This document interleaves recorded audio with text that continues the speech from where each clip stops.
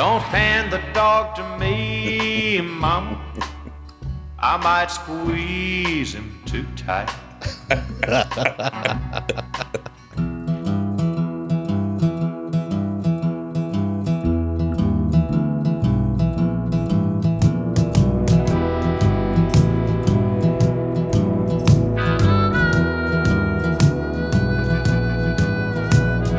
Something in the water taught me how to crawl. Something in the water taught me how to fall. Something in my blood starts to take a Good evening. Hey, y'all. It's 2023. First official show now that we're into the new year. How you doing? I'm doing pretty good. How's the year treating you? Well, it's been a wild one so far, actually. Won't get into any details, but it's very... That sounds juicy. It does.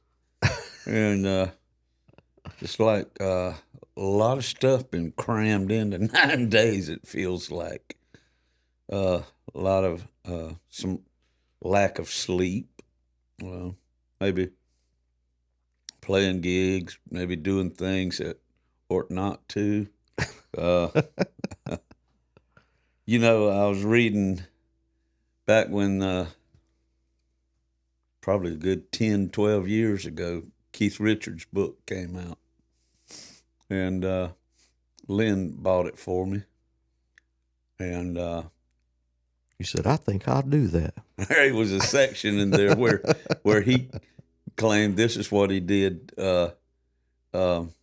He would stay up. And I don't know, he's probably doing some kind of drugs at the same time as staying up. Maybe he wasn't. Keith, come on. Yeah. Not Keith. But what he did was he'd push his body and brain, nervous system to the limit and see just how long he could stay up and what it would feel like. And he said that in itself, you know, after about 36 hours, your mind is in some kind of a strange place, you know. Your brain's bleeding. It's almost, it's in some kind of it's in another dimension kind of like thing. It's almost like a drug, you know. Mm-hmm.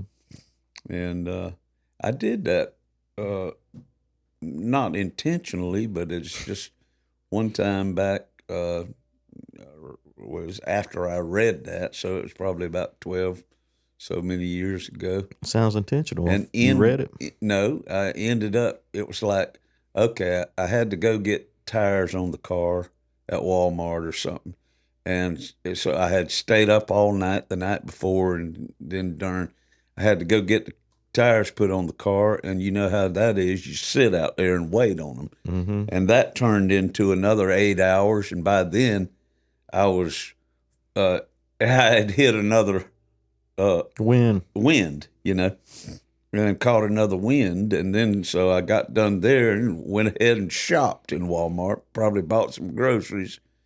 Then I got home, then thinking, you know, well, it's getting close to supper time. I'll eat supper, then I'll lay down. That didn't happen for some other reason. And it kept carrying on, and I kept staying up. And I ended up writing 3 songs, one of them which was Song in the Vein. Wow. And I think I'll stay up for 3 days. And then it was there was 2 more right around that one, all about the same day or within that 30-something hour period. So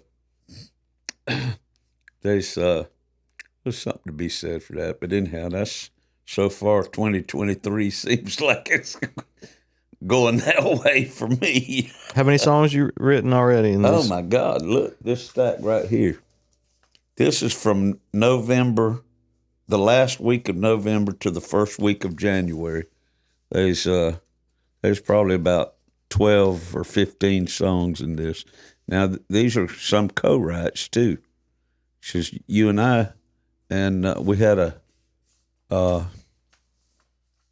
2 songs. I know kitchen of. session over at the house on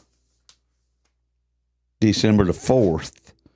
And Corey Bradley, Jason Chancey, Jason's daughter Kerrigan, your son Cohen, my son Connor, and me and you wrote this song, Ghosts of One Night Stands. And then about a week ago, we went over to Ryan Crosby's and got a classic country song out of the way called It Sure Ain't Funny.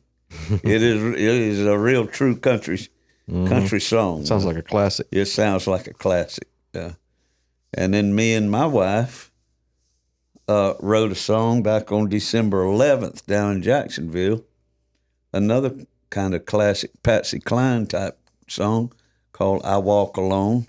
So there's some collaborations in here, and around that is just stuff that hits me in the head, and I can't shake it until I put it down.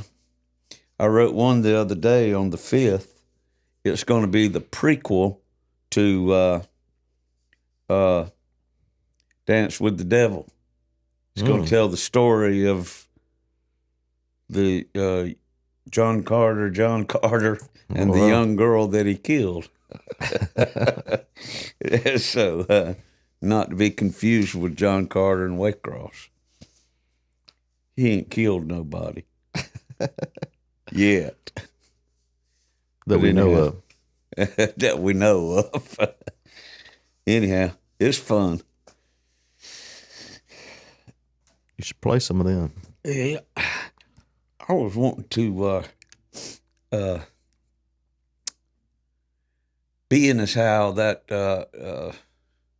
this year's already kind of starting off strangely twisted and everything, and the GOP couldn't elect a House Speaker for days and days and days, and it was just like, it was all messing and gomming. And this year just seems to have started off in a big mess and gom. I was thinking about this song that came on my YouTube the other day when I was sitting at home. It was an old murder ballad, and I listened to it again in all of its simplicity. It is one of the most real country songs that I've ever heard in my life. And I thought we'd start off with that just to show you where my head's at. And what is it? It's called Psycho, and it's by a country music singer-songwriter, music executive from back around the 60s called Eddie Noack. So It's a good song. y'all wrap your head around this if you can.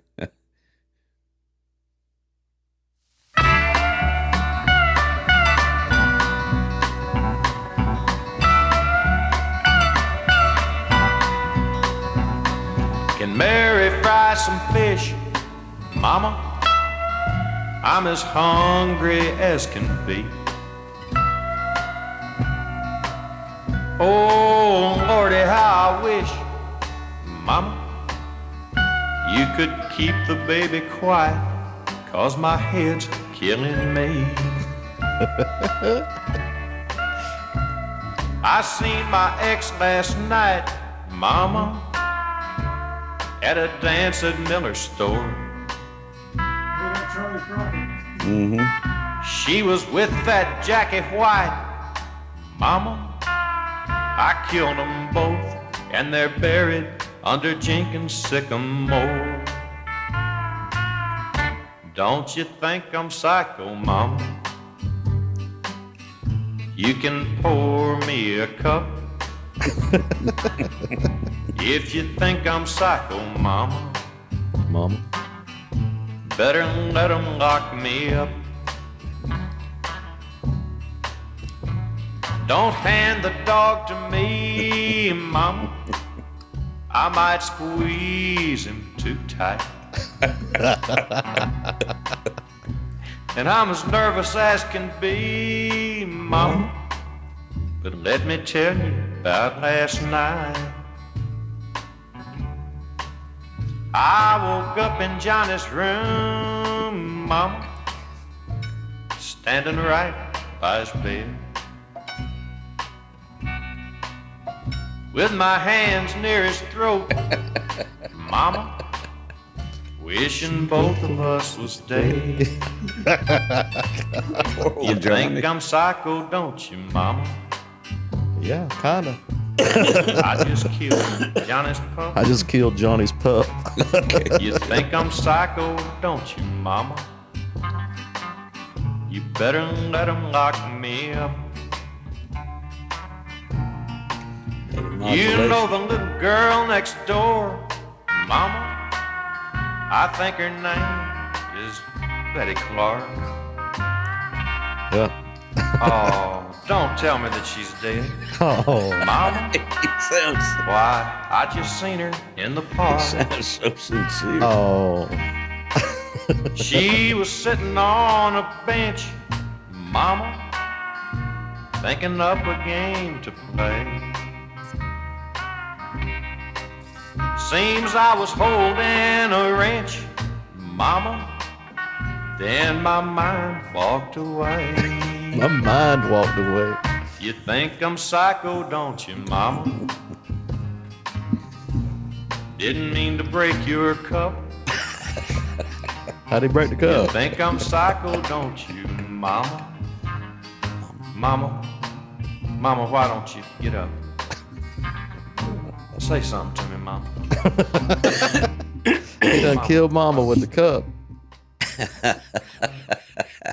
Okay. We should have had the camera on Justin because I don't think he's ever heard that one. Well then, What's your Now. take on that, Justin? Fresh years.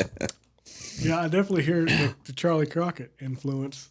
Charlie Crockett. That production, Well, at least as far as the Charlie sounds. Crockett was influenced by Eddie Noack. If anything. That's what I'm yeah, saying. Yeah.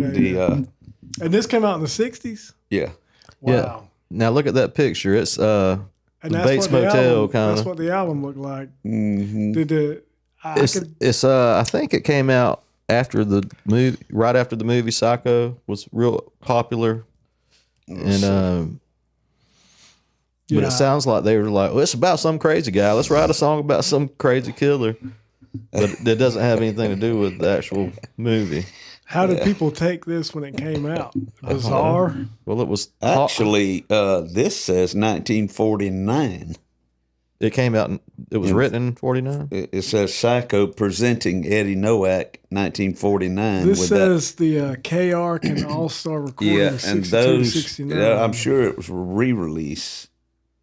Let's see what What year did the movie come out? movie was in the 60s, Oh, early 60s. I should have known it wasn't '49. Yeah, let's Well, see. You read that it's A little Leon bit Payne. in Wikipedia there. Now his real name was DeArmond Alexander Noack Jr., Eddie for short, born 1930, died 1978. He wrote A Day in the Life of a Fool, recorded by George Jones in 71. Another song by George Jones, Flowers for Mama. Mama, Mama. Mama, I got you some flowers. Sorry about your cup. And it's one of those things, like if you just heard it, like as background music, you would think, well, this is just classic country. And then Yeah. you listen, Yeah, you start listening to the lyrics and you're like, And my mind walked away. yeah, like what's going on here? Yeah, it is tainted for sure. Let's see. So it had nothing to do with the movie. I was wrong about that completely. Well, let's see what this says. Well, it does not have the year that it was written. So, story behind the song. Here we go. My phone won't die. We got story behind the song. And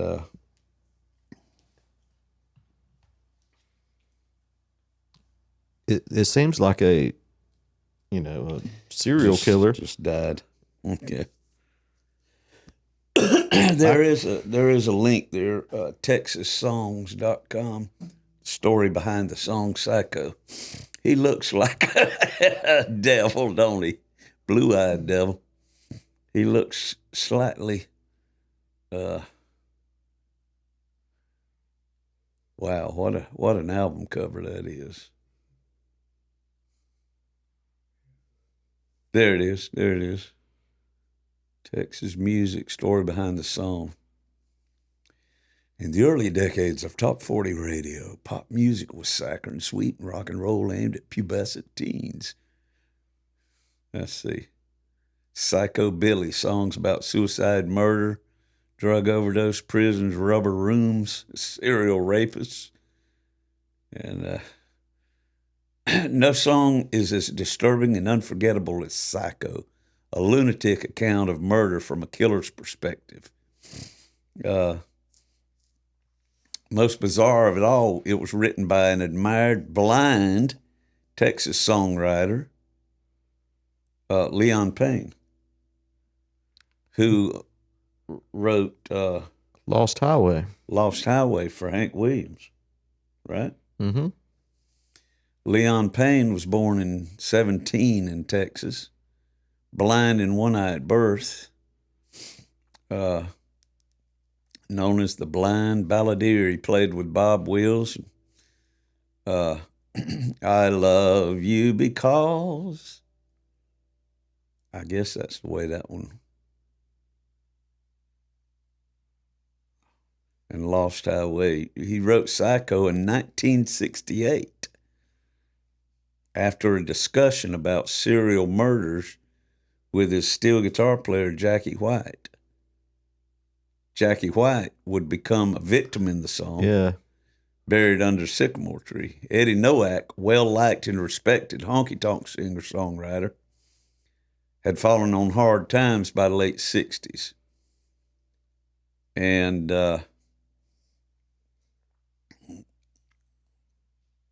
so he picked up the song. Oh, he became associated with Pappy Daly. That was George Jones' manager, Lefty Frizzell's manager. So how about that? Psycho the movie came out in '60, so that had to be some kind of influence in there. Surely it did. Well, it influenced that album cover for sure. And the title. I mean, they don't So say. he used some leftover recording time to record Psycho and 3 other murder and bedlam songs in 1968, including a song he wrote called Dolores, about a serial killer who accidentally murders his wife on accident. He was already a serial killer, but I didn't mean to kill you. Said by 68 he was already a heavy drinker. And what's that? Dipsomania What is that? affected his career. You know what that is? Dipsomania. I do not know what that one is. Dipso. And this is Noack, or? Yeah, Noack. Maybe he dipped snuff. Dipsomania. He was a maniac. Dipsomania. Alcoholism, specifically in a form characterized by intermittent bouts of craving for alcohol. Huh? Okay. Isn't that alcoholic? That just sounds like alcoholism to me. No, y'all, I got it bad. Let's see, roll on down. It says radio stations of the day were not going to play that song, which included the murder of a little girl whacked by a wrench in a park and the killing of a puppy. That was hard stuff. Noack's chilling. They killed his friend, his little girl, or almost killed his brother's dog, the mama. Noack's chilling and emotionless first-person reading of the song is a tour de force. You actually believe the killer is singing. disc jockey in Grand Rapids played Psycho on a midnight radio show. And a cult hit was born. He denied it when his job was threatened. Wow. Oh, they were discussing that mass murder of those Chicago nurses in 1966. Yeah, the song sprang out of that conversation. Who killed the nurses in '66? Richard Speck. I remember that one now. I don't remember that story. That was crazy. Another one of them crazy times, you know. Yeah, Manson. He killed them all at once, Chicago, or just like a one? Chicago nurses. They were all living in this kind of dormitory. Yeah. He died in '78 of cirrhosis. Elvis Costello recorded it in 1981 on Almost Blue album. Yeah, I've heard that. Today, it's recognized as a cult classic. Theme Time Radio Hour, Bob Dylan's show, Bob Dylan said, Eddie Noack, a singer and songwriter originally from Houston, Texas, who recorded for Stardate Records. He wanted to be a journalist, but we have enough journalists, not enough people who could sing and write like Eddie Noack. Eddie recorded the song Psycho, written by Leon Payne, a song about a serial killer. Quite understandably, it never got a lot of airplay, but it's become quite a bit of a cult favorite, as is Eddie Noack himself. But what's interesting also is, you know, he sung it, but Leon Payne that wrote it, and then, you know, also wrote more mainstream songs. Yeah. That talk about range, you know. Yeah, and that's really true with any songwriter. I mean, you can sit down and get immersed in a conversation with your best friend about Charles Manson, you know, and all of a sudden you sit there and you're attempting to write a song about it. I've written murder ballad before. Mm-hmm. It wasn't based on anything, really. It just kind of fell into place, you know. And you never know which direction a song's coming from or when it's coming. You don't. But that right there is one of the prime best number one T-bone steak of murder ballads right there. Yeah, I mean, most murder ballads, they just kill one person. Yeah, this guy was... It's like every verse, somebody's going down. It might be the dog, might be mama, might be a little girl. Very, very realistic was that one. Mama? Well, that's Eddie Noack. And written by Leon Payne. Let's play a good one by Leon Payne. Let's play the Hank Williams song, Lost Highway, and show people that this guy ain't all bad. This has got my favorite. It is couple lines in it. The Hank Williams song.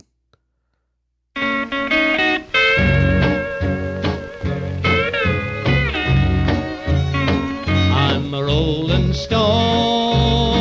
That's not Hank. Alone and lost. That's probably Leon. Life of sin, I have paid the cost. I guess this is him When singing I it. pass by, That's Leon. all the people It's not say, just You know, I another just searched for Leon Payne, so guy yeah. on the lost highway. Oh, turn it on, Mr. Turner.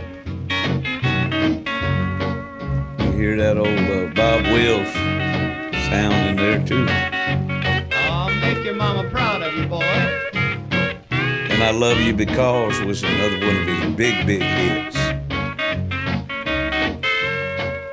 Yes.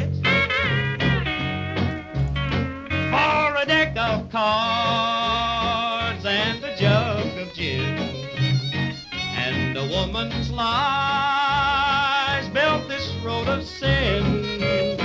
Oh, the day we met,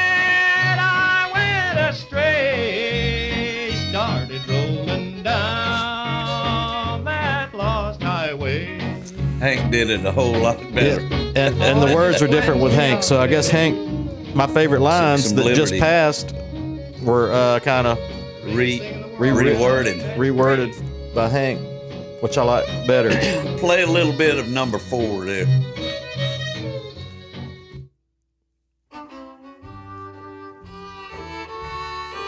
Everybody cut this one. I love you because you understand, dear, every single thing I try to do. Oh, you're always there to lend a helping hand, dear.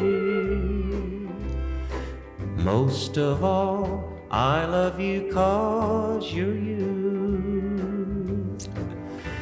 No matter what the world may say about me, I know your love will always see me through. Hey, Ernest Tubb cut that. Oh, I love you Just for the tons way of it. you never doubt me.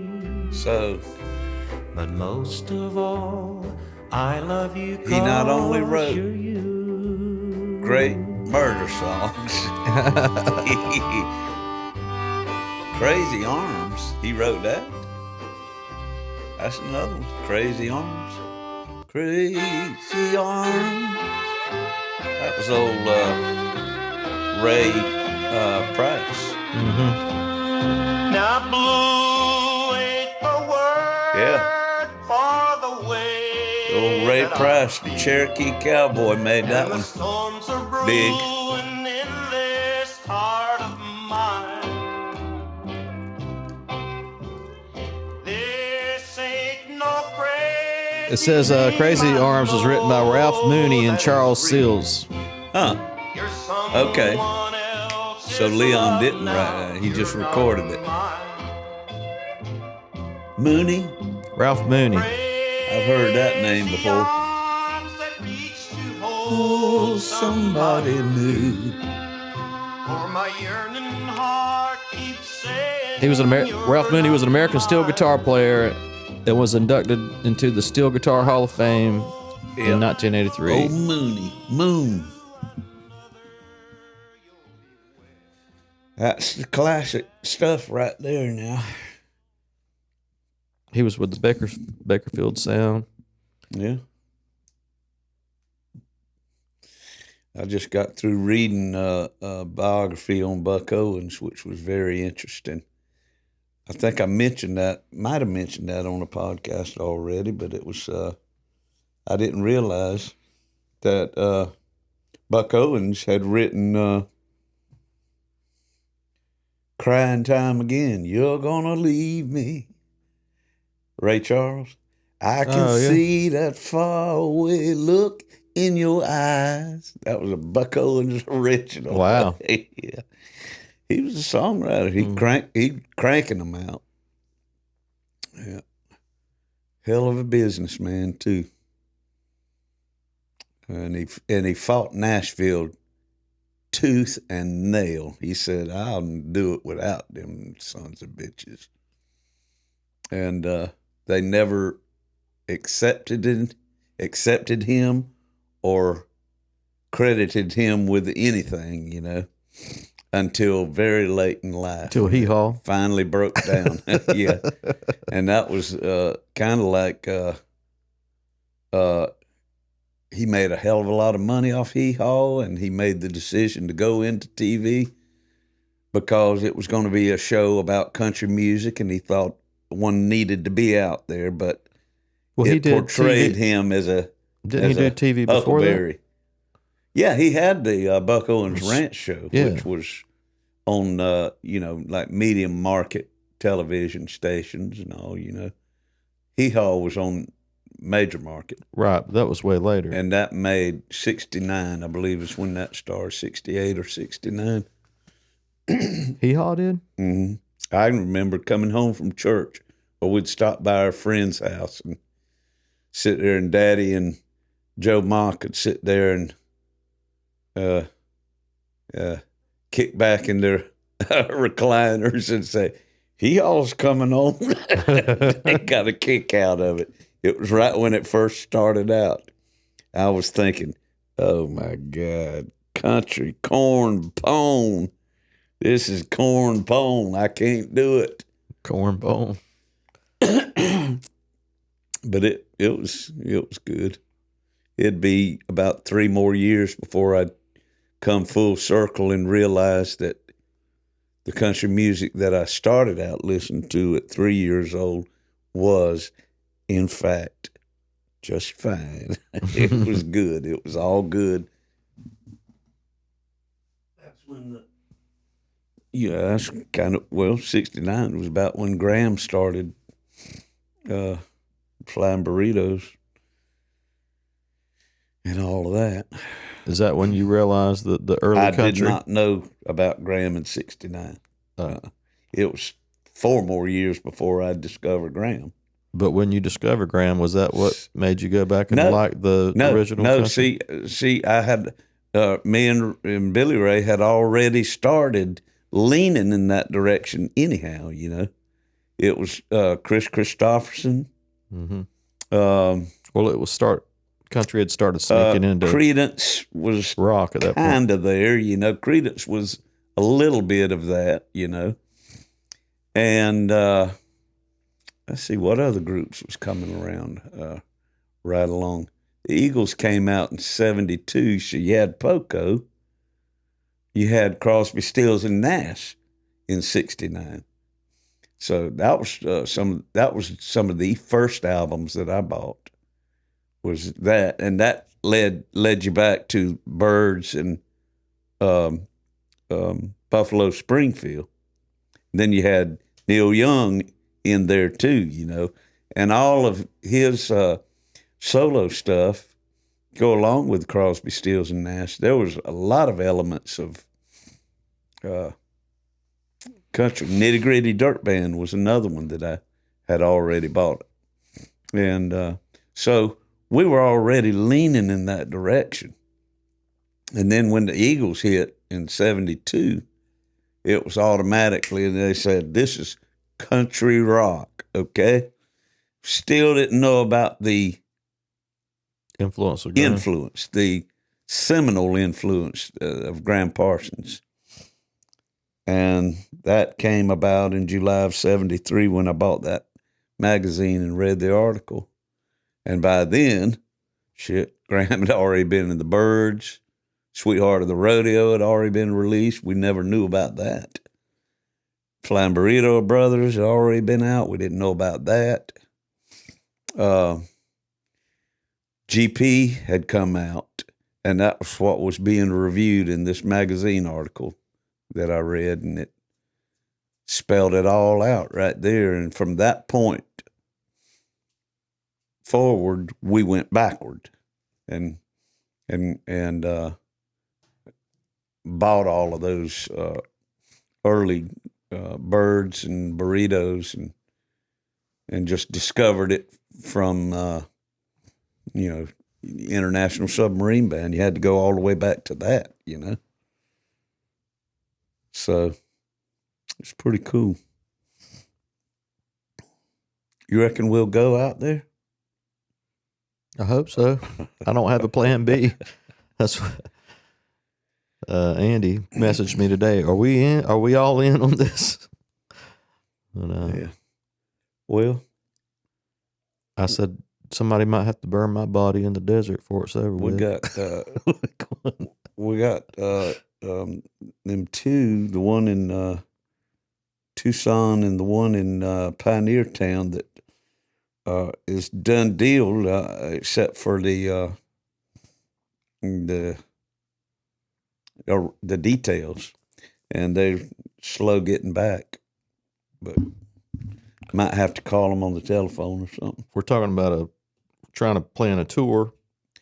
Stagecoach, Waycross Stagecoach. Yes. A little run out to Cali and back. But, in April, mid-April, and if anybody's got any connections, it would be fun. We already got some things lined up. Gulf Shores, Alabama, Tucson and Phoenix, Arizona, Pioneer Town, Joshua Tree, California, and and Athens, Georgia. So you put all that together and figure out a route.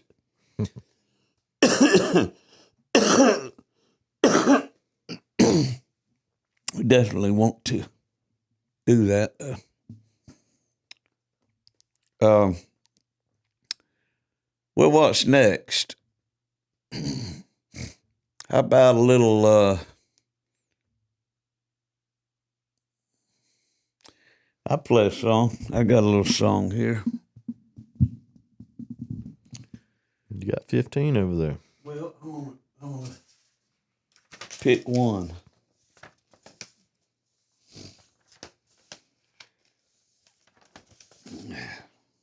It's called The Love in You Was Once in Me.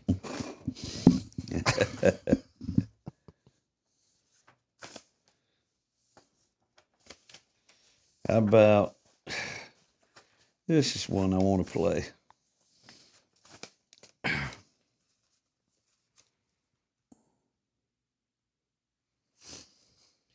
about this?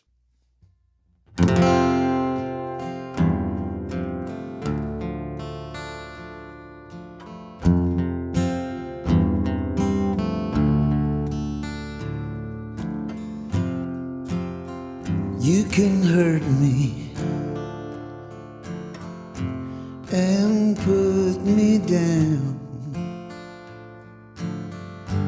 You may desert me and push me around. I will forgive you time after time, 'cause there ain't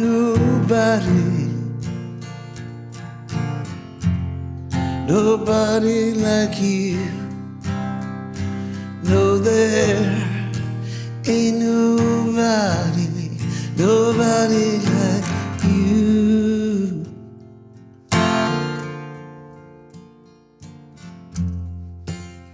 You can use me and bleed me dry. You may confuse me by telling lies forever and ever.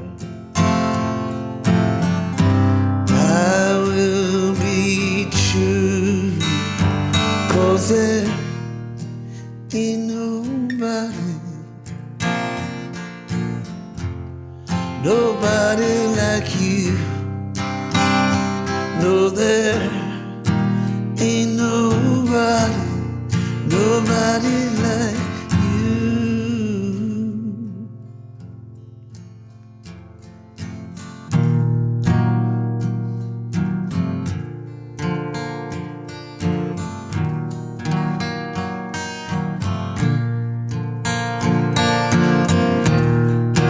Go ahead and cut me. I won't cry as long as you let me. I'll stay by your side, 'cause there ain't nobody like you. No, there ain't nobody like you.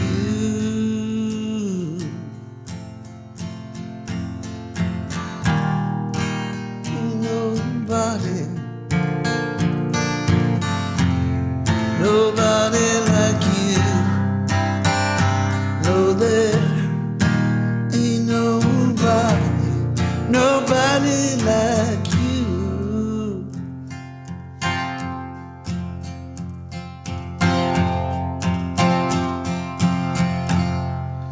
Something like that, anyhow.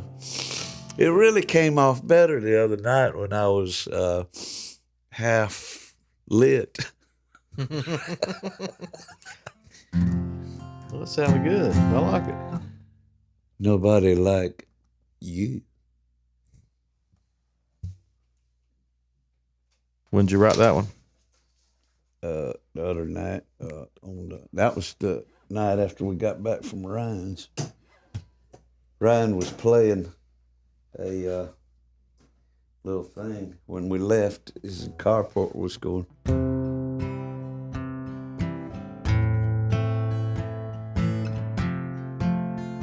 Oh yeah, I remember.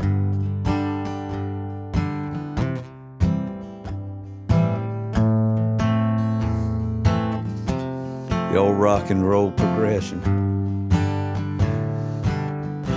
So I had them words kind of going to that, and then I veered off into left field.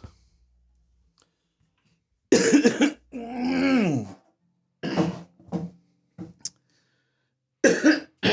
only thing I've written are co-writes with you here lately. Well, it ain't no murder ballad. Well, I wrote one.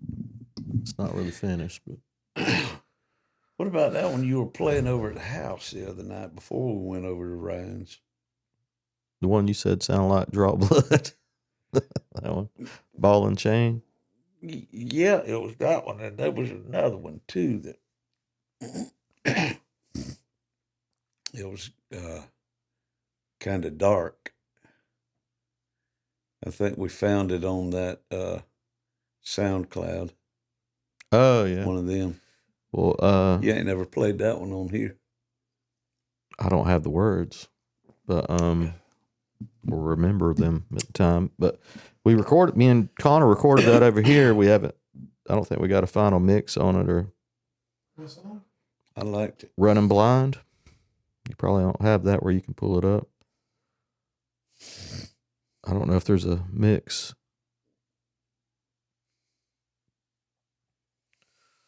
But it was that wasn't recent. That was 3-4 years ago now. I wrote that.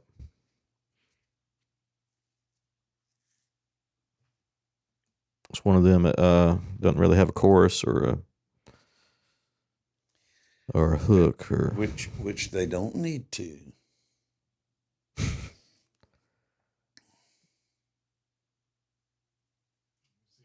Pull it up here real quick.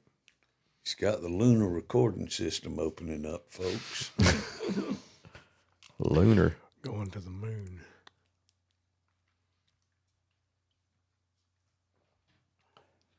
I watched a cute little old CGI movie last night called, I think it was called Planet 51 or Area 51 or something. It's based on an Earth-like planet of aliens, and an astronaut from the United States accidentally lands on there, and they're all running around.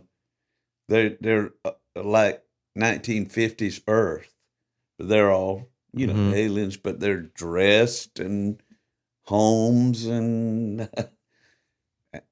barbecues and pets and gas stations and comic book stores, movie theaters.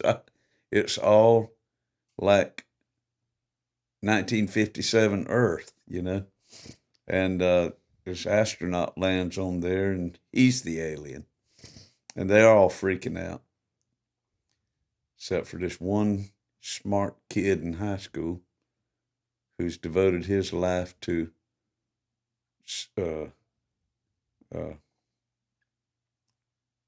studying solar system.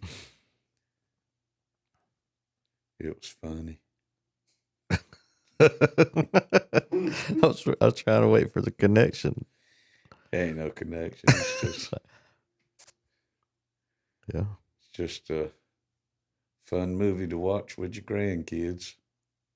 Only I watched it all by myself. Still hungover from the weekend. My nerves was on edge. I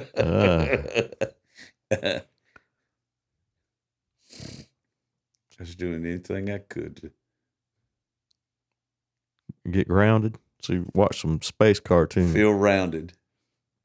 Space cartoons. Pizza.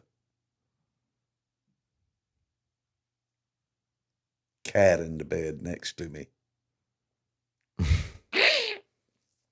Cat's got her own bed. Cat in the bed next to me. Cat in the bed.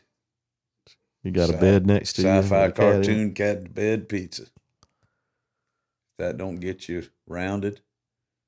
This thing going to open. We need to take a break. Yeah, we could do that. All right. We'll take a break and We'll check the think of some more cartoons to check talk the about. score. Georgia and TCU Horned Frogs are going at it. The right Horny now. Toads. We'll be right back, folks. Something in my brain won't let me stray. Something in my veins gonna find its way. Something in the water taught me how to pray.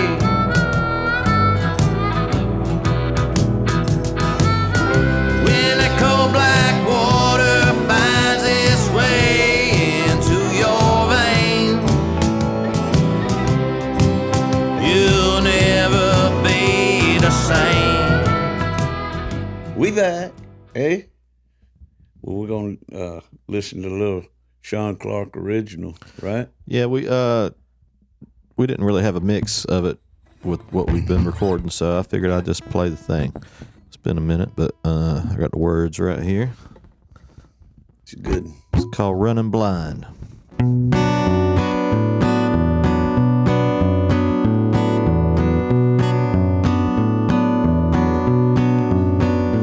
Being born, running blind, pick it up, fall behind, turning loose, the ties are bound. There's a song within your mind. Find a love, lose a friend, reaching out, falling in. When it's gone, play pretend, and we do it all again, and we do it all again. Chasing lines across the page, singing rhymes of darker days. Burning sun lights the way, casting shadows upon grave. Being born, running blind, pick it up, fall behind, turning loose, the ties are bind. There's a song within your mind. Find a love, lose a friend, reaching out, falling in.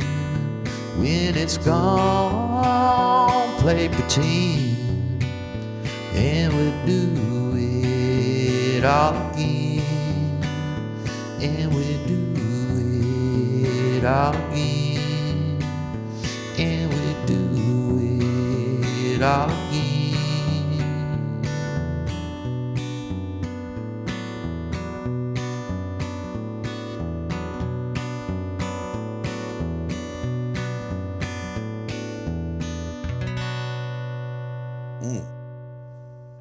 I like that. That's Hank Williamsy. Well, thank you. You say that makes you cramp? It's when that bar chord the whole time. Chord patterns. That reminds me of that. Justin, see if you could get on the internet there and pull up Tom and Jerry's cartoon called Krampus. I think that's the name of it. Just Tom and Jerry Krampus. Krampus is the bad Santa Claus. It's the one that comes and steals the naughty kids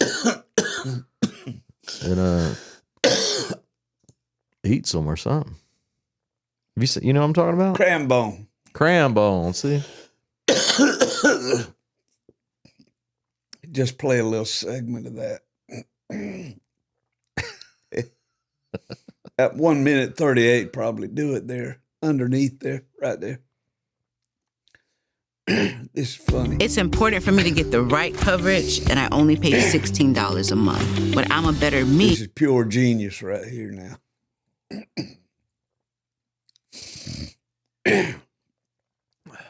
Well, I tried to write a song, but they's like, well, that reminds me of this. Now, this is pure genius. Crambone.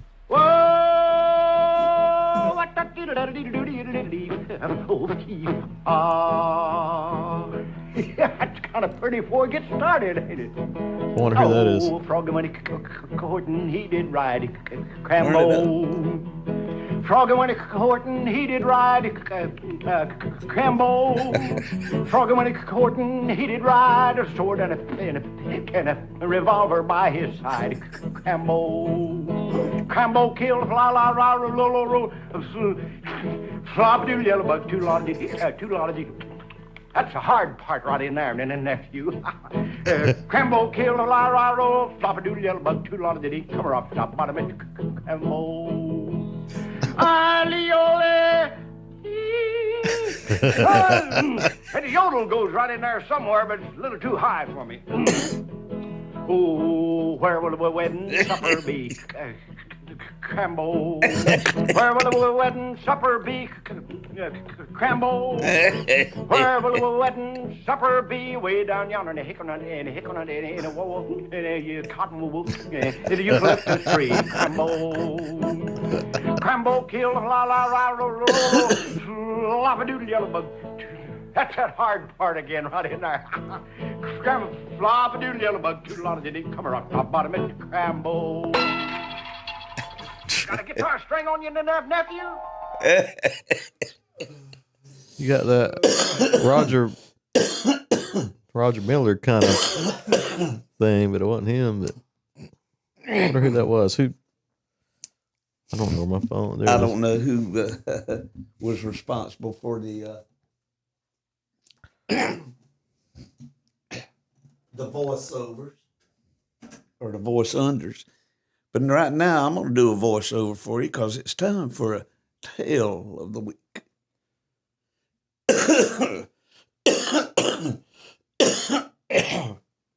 Yeah. Crambone.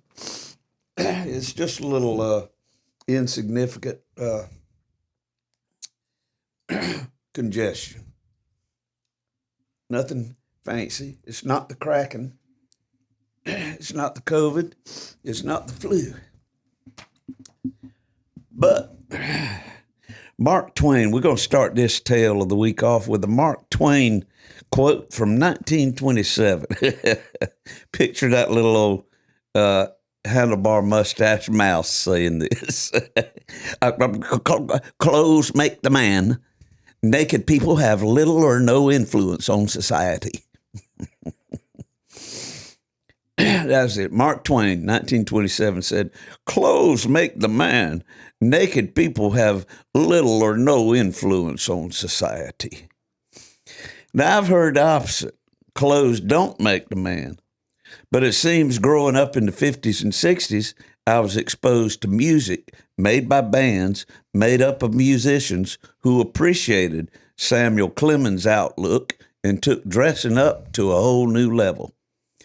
Uniformity in uniforms was the expected route to go since the early days of country, folk, and rock and roll, performed by artists in high school gyms, theaters, civic centers, or at county fairs, hootenannies, and sock hops.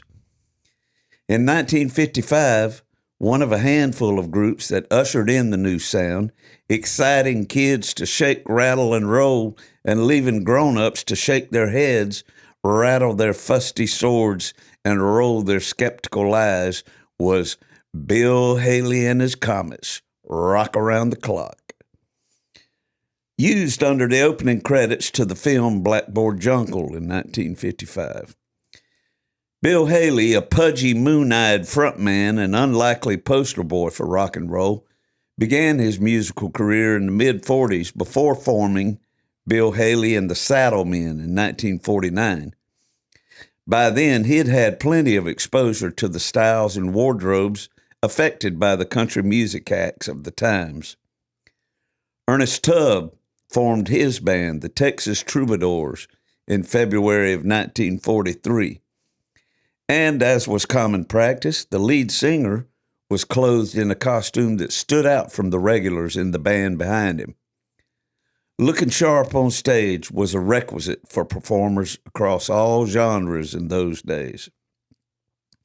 I saw it again and again on album covers in magazines and through the television, from Buddy Holly and the Crickets and the Kingston Trio to the Four Seasons and the Beach Boys. They all dressed alike. Then came the lightning bolt from across the Atlantic, the Beatles.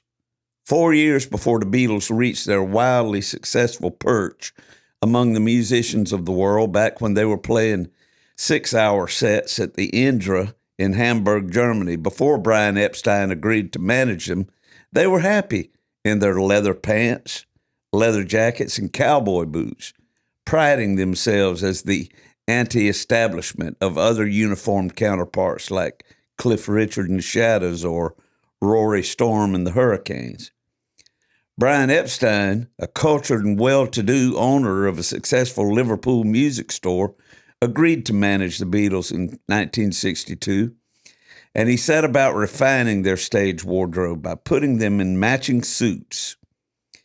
Any concerns of selling out their art in favor of commercialism were quickly put aside as Epstein guided them into higher-paying gigs, a record contract, and worldwide success. Following the invasion of the Beatles, garage bands sprang up all around Waycross, Georgia, with bands like the Faux Pas in their matching dashiki shirts and white jeans. See, that's sprawled out on that chair in front. That's a little John Randall Smith. Oh, really? That's Bill Smith right behind him. And second from the right, that's Jimmy Sistar on the right, Bill Ferris third to the left, and William Rowell on the far left. The Faux Pas. The Changing Times was another band in Waycross, and they dressed in psychedelic Nehru jackets. The Henchmen wore medieval ruffled shirts and black capes. Papa Fox was a band in my high school days in the early 70s that wore white double-breasted gangster suits and ties. And the Riots, who later became the Royals, simply opted for white shirts, dark slacks, and neckties. Down Home Band with Eddie Middleton, my first experience in a full-time show band, happened in 1975.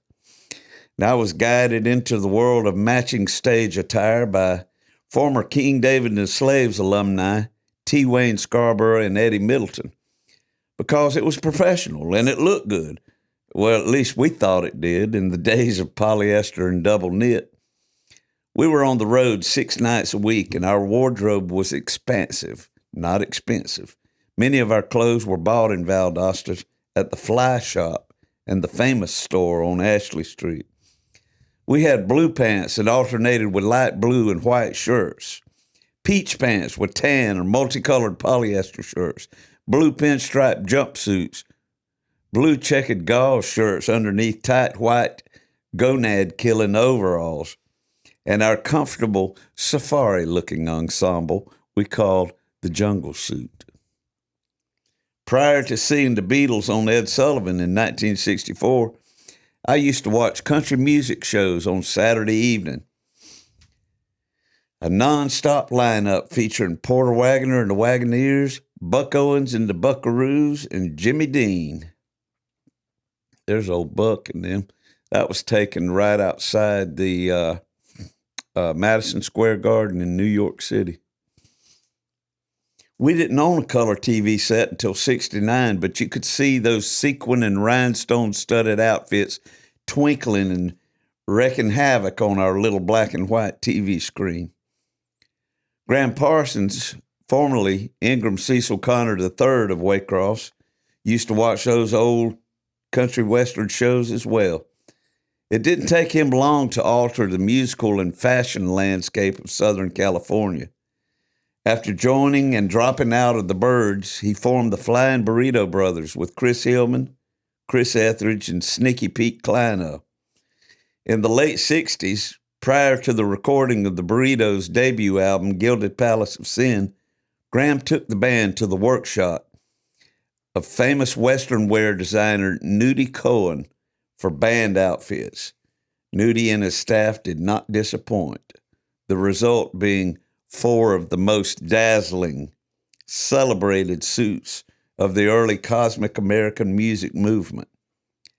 Called the Sistine Chapel Ceiling of Cowboy Attire by John Robinson of The Guardian, Graham's nudie suit was made of white cavalry twill, embroidered with naked ladies on the lapels, rhinestone-studded marijuana leaves, sequin-dotted poppies, 2-in-all and 2nd-all capsules, and acid-laced sugar cubes.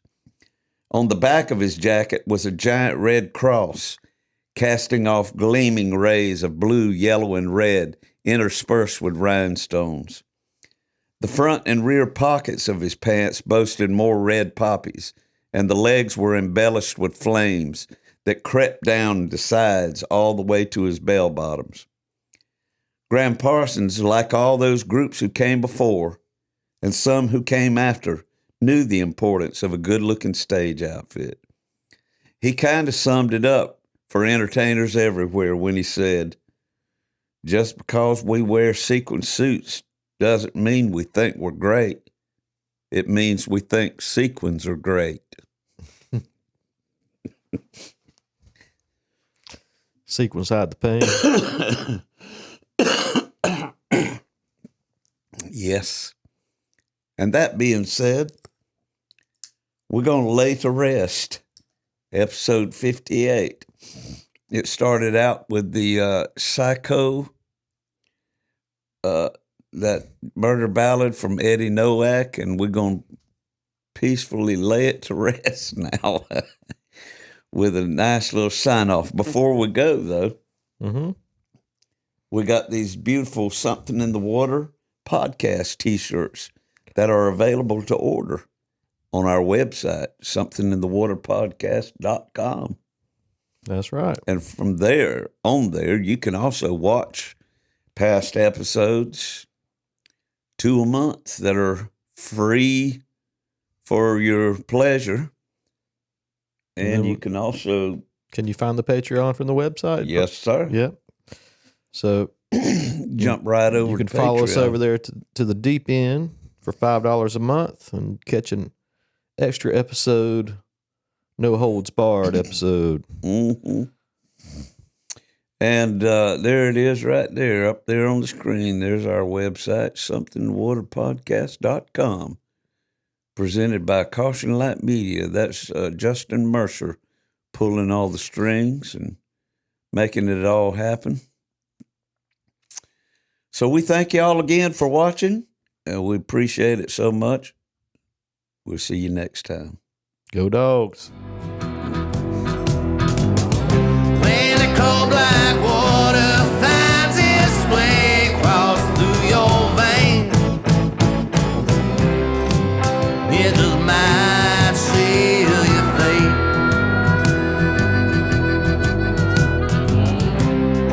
It just might seal your fate.